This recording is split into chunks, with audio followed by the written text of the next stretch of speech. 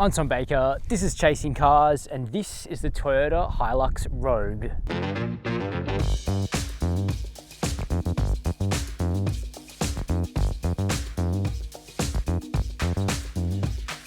Before you make the inevitable comment down below this video of why is this concrete cowboy wearing RM Williams and a quilted jacket about to review this Toyota HiLux, the answer is very simple, because the HiLux Rogue is the concrete cowboy HiLux. And I mean, that's the way it looks in this rather handsome, understated oxide bronze color, and with this Australian designed front end that kind of more emphasizes a sort of Toyota Tundra style type of aggression rather than the off-roading specialized front end of the Rugged X, which is the model of HiLux that sits above the Rogue in the Australian lineup. The other thing that makes you think this is a jumped up commercial vehicle for cashed up inner city white collar workers is the price, because the HiLux Rogue is dear. $68,990 before on-road cost is pricey however you spin it for a vehicle that is pretty agricultural as its core. So in today's video, we're going to take a critical objective view of the Toyota HiLux and see whether it could possibly be worth that price tag. We'll check out the interior, the back seats, we'll have a look in the tray, we'll discuss the running costs, and then we'll take this 2.8 litre turbo diesel HiLux out onto the road to see how it drives before we come to a verdict and answer the question of whether or not you should buy this vehicle. Before we get started, hit subscribe down below the video, help us out on our way to 100K. But just before we jump inside, let's actually take a look behind this front end at what's under the bonnet in the 2021 HiLux Rogue, because it's actually something that has received Toyota's attention in the last year or two. The previous iteration of the 2.8 diesel in the HiLux was roundly criticised for being pretty weak, 130 kilowatts of power, 450 Newton meters of torque if you chose the auto, even less if you got the manual. Now that has been uprated by way of a different turbocharger and a few other mechanical switches under the hood of this 2.8 litre engine. So there's now 150 kilowatts of power and 500 Newton meters of torque, and that's definitely made the HiLux more competitive on paper with rivals like the 2 litre bi-turbo Ranger. Although of course the Volkswagen Amarok continues to be the only ute in this class to offer a 3 litre V6 diesel. Yes, I mentioned it, the Volkswagen Amarok. Our subscribers know that's a meme of our ute reviews, but the fact is, it has the benchmark engine. We're going to find out whether the uprated 2.8 is really able to compete with that sort of benchmark. But also here on the Rogue, we have the 6-speed automatic transmission. We of course have a true four-wheel drive system at this level of the HiLux range with selectable high and low 4, and we've also got a locking rear differential, and we'll check out how all that works later in the video. Jumping up here into the cab of the HiLux Rogue, we find what Toyota calls the most premium interior that you can get on a HiLux. But to be completely honest, that isn't saying all that much, because the interior of the HiLux is a basic place to begin with.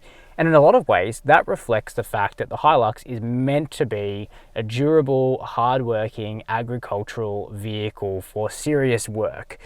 I know that there really is an emerging trend to buy into the dual cab segment for private use and recreational and family use in Australia, and I totally get it, because these vehicles look cool and they are fun to drive for a while. But the point is that the interiors for most of the vehicles in this segment are way behind what you'd get on a mid-size or large SUV. And you can really tell that in the materials that are used, how they fit together, and the technology, which tends not to be very up to date. And the HiLux really exemplifies that. So here in the dashboard, we have an 8-inch screen here. It's got wired Apple CarPlay and Android Auto for 2021, which is good, plus digital radio and navigation. And Toyota's software is reasonable enough, though the quality of the screen and the resolution is fairly average. And then between the analog dials up here, we've just got a simple trip computer. So I guess compared to the sorts of systems that you would find in, I guess, similarly priced cars like an entry-level Volkswagen Touareg, which can safely tow as much as this car, you know, the technology and the comfort you're getting in an SUV like that is quite different. Down here, we've got single zone climate control. We've just got basic one-stage seat heating for these front seats, but we do have our controls for the transfer case, the locking rear differential, downhill assist control. We've got a pair of 12-volt sockets, but even on this luxury spec HiLux, we've still got a bunch of blanks, so that is a bit of a shame. Now, speaking of the seats, they are leather upholstered as standard in the Rogue. They look quite presentable. They're fairly comfortable. The squab itself, though, is quite short. Now, the driver's seat has electric adjustment, but no adjustable lumbar. And that's the kind of thing that on a long trip is going to start wearing at your back, just to point that out. Steering wheel, it's big. It's a big car. That's pretty fine. We've got shortcut keys, old school cruise control stalk here. And as for the rest of the features, JBL stereo, nice to see a premium sound system at least. We got cup holders, bit of storage, no wireless charging, but just basic storage. One thing we do have, which is nice, is a standard Australian household power point here in the center box. We've got bottle holders in the doors, but as you would expect, the materials, they're basically all rock hard in the HiLux because of the agricultural origins of this vehicle. We do have this quite nice, almost like wood effect throughout the Rogue's interior, but it doesn't have any texture to it. It just has a bit of brightness, introduces a bit of color into what would otherwise be quite a dark and oppressive interior. One thing I will point out is that Toyota just cannot seem to properly finish the headliner of any HiLux. Instead, we get this really epoxy finger on a chalkboard sensation from the headliner in this car. And if you are just as detail orientated as me, you might have noticed in my review of the GWM ute, that really cheap Chinese ute that I looked at the other week, it had a nice finished passenger car-esque headliner. Just a small detail, but when you're paying over 70 grand drive away, those are the sorts of things that I start to expect. So let's look at the front seat. Let's go into row number 2. The back seat sucks in most dual cab utes. Most of the time, it's an afterthought, it's a compromise. And the fact that the Toyota HiLux is reasonably comfortable back here is in itself a point to note, because most utes just aren't.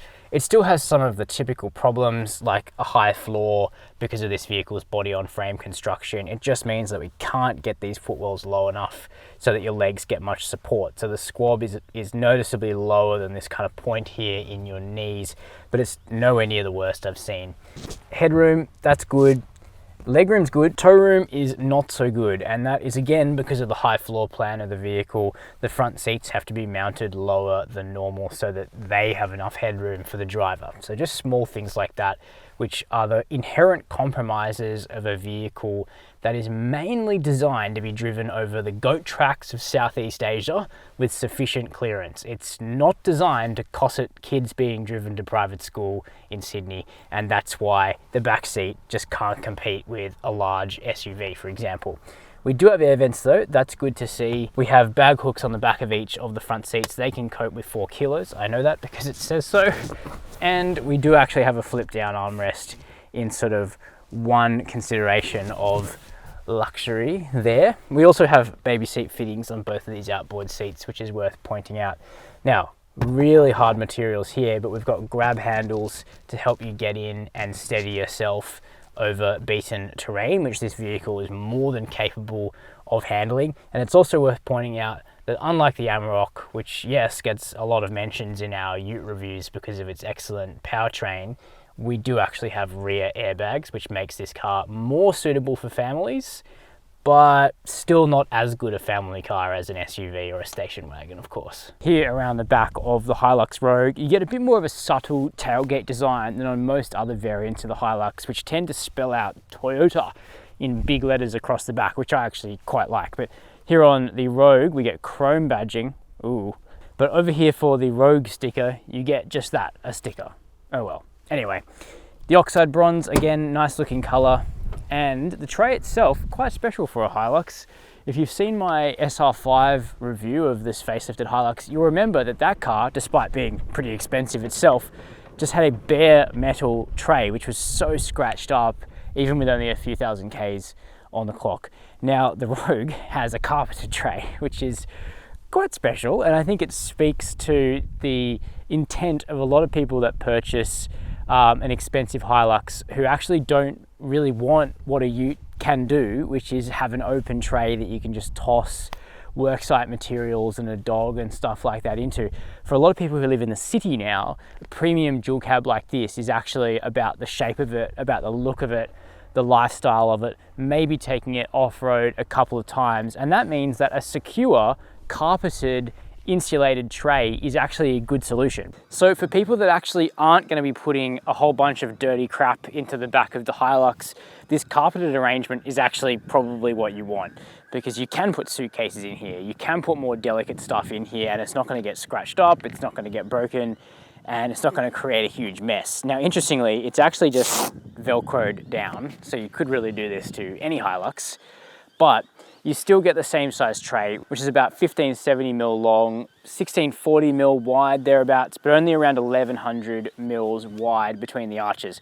But we still have a couple of tie down points exposed through the carpeting. We've got LED lighting, and we have that very Ford Ranger Wildtrak style automatic or electric tonneau cover on the tray. Now, just like the bonnet, the tailgate of the HiLux is pretty heavy and it's not assisted in any way.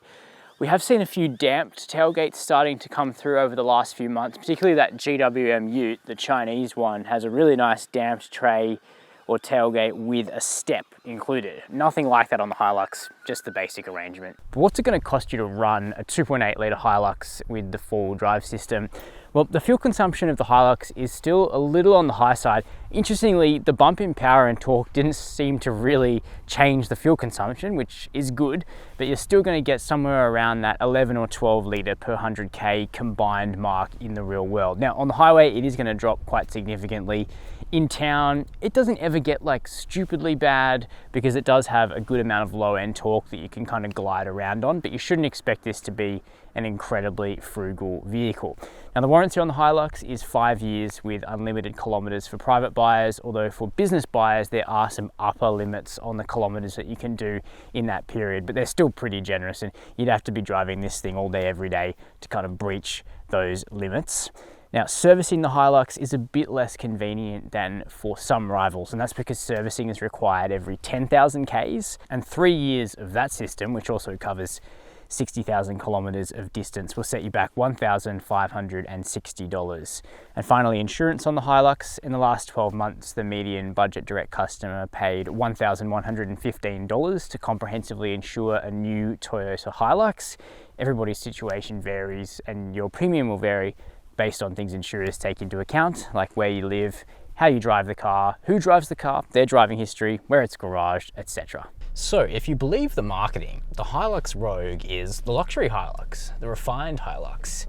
Well, let's take it for a drive and find out. While keeping in mind that I think if you're going down this route of purchasing a Toyota HiLux, that is the Rogue, you're mostly going to drive it on the road, because the Rogue kind of, I guess it's a bit of a double header at the top of the HiLux range, isn't it? There's the Rogue and there's the Rugged X, and the Rugged X is definitely the one you'd buy if you wanted something kitted out off the shelf for off-roading. And you can have a similar level of interior amenity in the Rugged X. It's just that it's sort of set up and ready to go in terms of that cutaway front bumper, in terms of the integrated LED lighting, in terms of the rock rails, all of that stuff, which you don't get on the Rogue, which is definitely pitched more as an on-road ute. And even though that might sound silly, it definitely augurs with a trend that we've been noting for years now, which is that a lot of people here in Australia, you know, middle class, upper middle class people who might own their own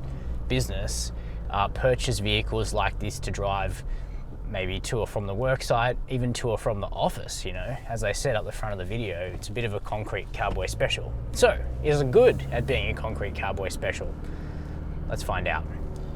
Well, first of all, Toyota upgraded the engine and the gearbox of the HiLux for 2021, and it's worked basically. We still have the same base 2.8 litre single turbo diesel 4-cylinder engine on most HiLux grades. There are other engine options further down the lineup, but here at the top it's the 2.8 diesel, and the outputs were bumped up quite considerably actually to 150 kilowatts of power and 500 newton meters of torque by way of a new turbocharger and a bunch of other mechanical adjustments to get this engine to produce more power and torque while drinking about the same amount of fuel. At the same time, Toyota took the 6-speed torque converter automatic transmission and tightened it up big time in terms of the logic and the software that underlies that auto, because as we found time and again on the pre-facelift version of the HiLux 2.8, The auto clearly thought it was tied to a petrol engine because it would constantly try and rev out while you were driving, which was useless because, of course, this engine really only has torque available close to idle. There's really no point in revving out the 2.8 diesel because it makes a lot of noise, but it doesn't go anywhere quickly. Toyota have responded to that feedback, and in a credit to them, they very effectively fixed that problem. The gearbox is now tuned to really chase that torque band, stay at low RPMs, and really use that substantial 500 Newton meters of torque to pretty good effect. So I'm impressed with that. Look, is the 2.8 in the HiLux the best engine in the dual cab segment here in Australia? No.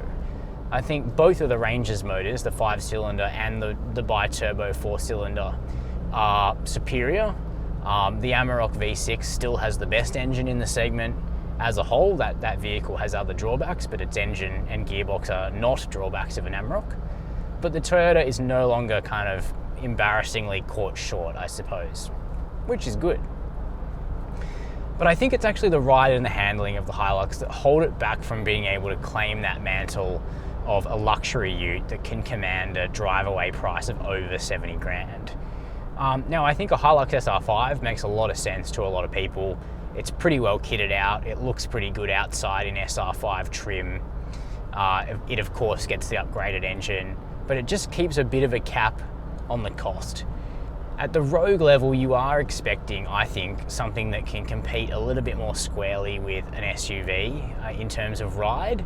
And that's actually what you get from the Ford Ranger and from the Volkswagen Amarok. Others have been complimentary about the ride of the new BT-50 and D-Max. I don't think it's up there with the Ranger and the Amarok, as I've said in previous comparisons. But certainly the Ford and the Volkswagen are still leading the pack when it comes to basically tricking you into thinking that you're driving a luxury SUV. All utes have a degree of shimmy in the body from their body-on-frame construction and their leaf-sprung rear suspension, but those ones do it best. Here in the HiLux, there absolutely has been work that's gone into the ride for the 2021 model year, and you can absolutely tell. The pre-facelift version of the HiLux, God help you, there'd be quavering in my voice right now because you're just constantly getting jiggled, and you can probably hear that you can understand me perfectly, and that's because Toyota have managed to settle down the suspension of the HiLux quite a lot. It's just not refined to the same level as a Ford Ranger Wildtrak in particular.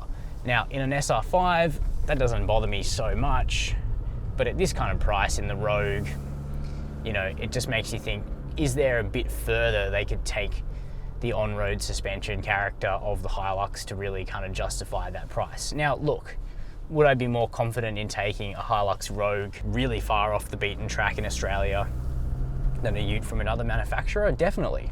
You know that there's a network and a parts supply and all of that around you, and the HiLux's off-roading capabilities are tried and tested. I've gone pretty far myself in the South Australian outback with the HiLux.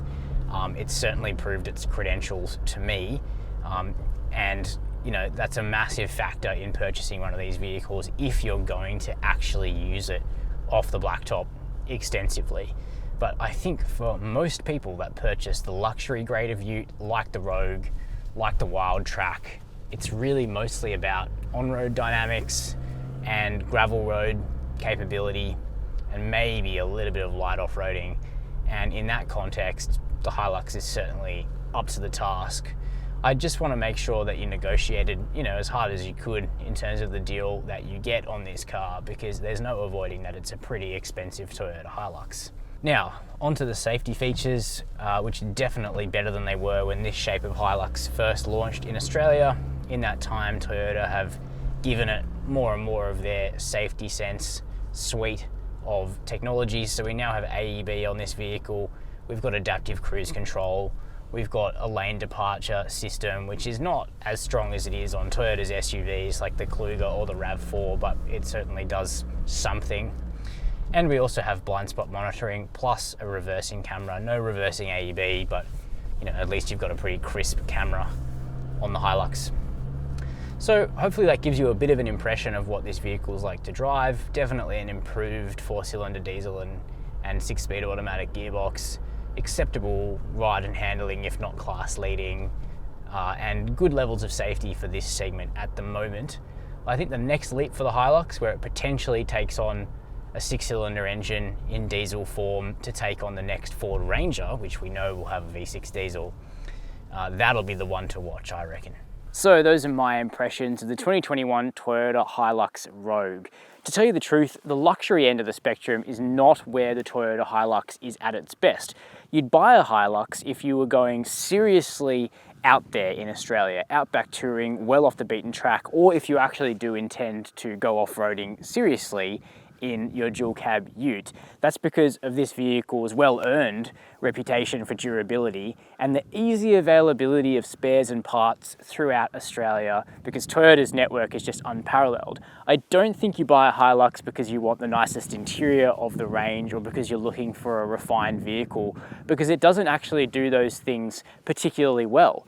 Rivals like the Ford Ranger, the Volkswagen Amarok, and also the new BT-50 and D-Max do that sort of thing better than the Toyota HiLux. So if it was my money, I think you can definitely make an argument for an SR5 that you're going to modify yourself, or something like the Rugged X if you want it to sort of come ready-made and ready to go off-road pretty seriously. The Rogue, I don't really see where it fits into the mix for me, but you can let me know your view down below, because you're always welcome to disagree or post your own opinion. While you're down there, I encourage you to hit subscribe if you haven't already done so, and the notification bell. And as always, thanks for watching Chasing Cars.